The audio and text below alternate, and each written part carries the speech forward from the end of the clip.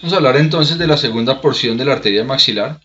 Lo que debemos recordar de esa segunda porción es que principalmente sus ramas van a tener una ubicación o van a dirigirse hacia los músculos de la masticación.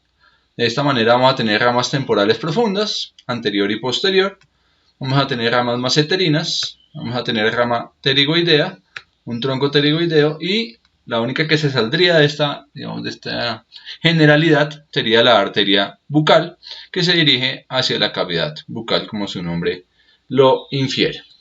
Entonces vamos a mirar entonces que esa segunda porción se continúa después de la salida de la arteria alveolar inferior y vamos a identificar entonces aquí algunas de sus ramas temporales profundas, anteriores y posteriores, y esta ramita masseterina que dirige inicialmente hacia arriba y posteriormente desciende.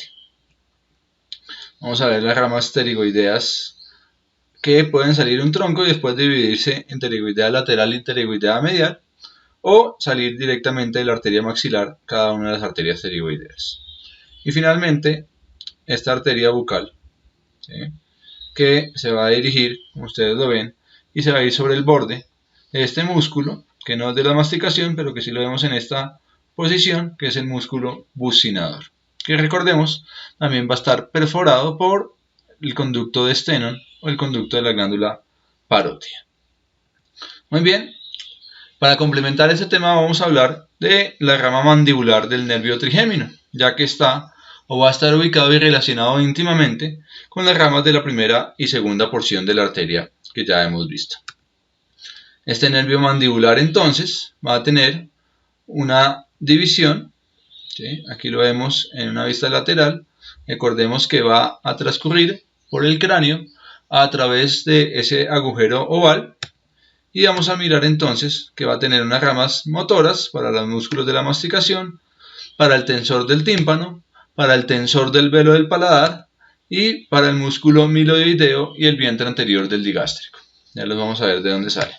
Y ramas de sensibilidad para la parte de los dientes y las encías de la parte inferior de los dientes, además de la mucosa yugal y de los 2/3 anteriores de la lengua. Esta es sensibilidad, es decir, no tiene que ver con la función sensorial que habíamos hablado antes, que es transitada a través de la cuerda del tímpano, que va a utilizar una de las ramas del nervio mandibular para llegar a su objetivo. Además de la piel, la cara inferior y la sien y la región temporal, como vamos a ver de su rama auriculotemporal. Muy bien, el nervio entonces va a tener un tronco como tal, del cual van a salir dos ramas. Una rama que es la rama meningia y una rama que es la rama para el nervio pterigoideo medial. De esa ramita para el nervio pterigoideo medial va a salir la rama que es del tensor del tímpano y el tensor del velo del paladar. Luego de esto, el nervio se va a dividir en dos ramas, en un tronco anterior y en un tronco posterior. El tronco anterior va a ser de predominio motor y el tronco posterior, el tronco anterior y el tronco posterior va a ser de predominio sensitivo. El tronco anterior entonces va a salir una gran rama, ¿sí?, que es el nervio masseterino. Va a salir los nervios temporales profundos, es decir, todas ramas motoras para esos músculos. El nervio bucal, que va a inervar la parte interna de la cavidad oral, y el nervio pterigoideo lateral, pues recordemos que el nervio pterigoideo medial ya había salido. Entonces aquí tenemos esas ramitas del tronco anterior. Aquí tenemos las ramas profundas temporales, tenemos las ramas bucales y alcanzamos a ver acá algunas de esas ramas masseterinas que salen acá corticas y pequeñas, perdón, hacia acá, hacia la parte posterior, al igual que lo que hacía la arteria masseterina. Posteriormente entonces tenemos las ramas del tronco posterior de predominio sensitivo, una primera rama que deja un ojal para la arteria meningia media, que es el nervio auriculotemporal.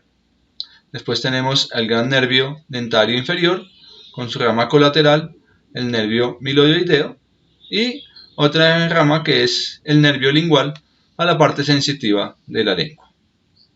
Sin embargo, recordemos, aquí tenemos a este nervio alveolar inferior cortado, aquí tenemos al nervio lingual, lo vemos muy bien, y vemos cómo él tiene relación con estos ganglios que llevan información parasimpática de estas glándulas. Sin embargo, esta información parasimpática, si bien va a recorrer parte por este nervio lingual, lo hace porque este nervio que ustedes ven acá, que es la cuerda del tímpano, se le va a adosar a ese nervio lingual y va a viajar con él. Y por eso parte de la información parasimpática va a transitar por este nervio lingual, sin ser función propia de él. Además, observemos cómo acá el nervio alveolar inferior nos da su rama colateral, que es el nervio milioideo, que se va a dirigir a inervar los músculos milioideo, como lo vemos acá, y al vientre anterior del músculo digástrico. Vemos acá el ojal que hace por la arteria meningea media, el nervio auriculotemporal y cómo se dirige hacia la parte anterior del conducto auditivo externo para inervar esa piel de esa región del pabellón auricular.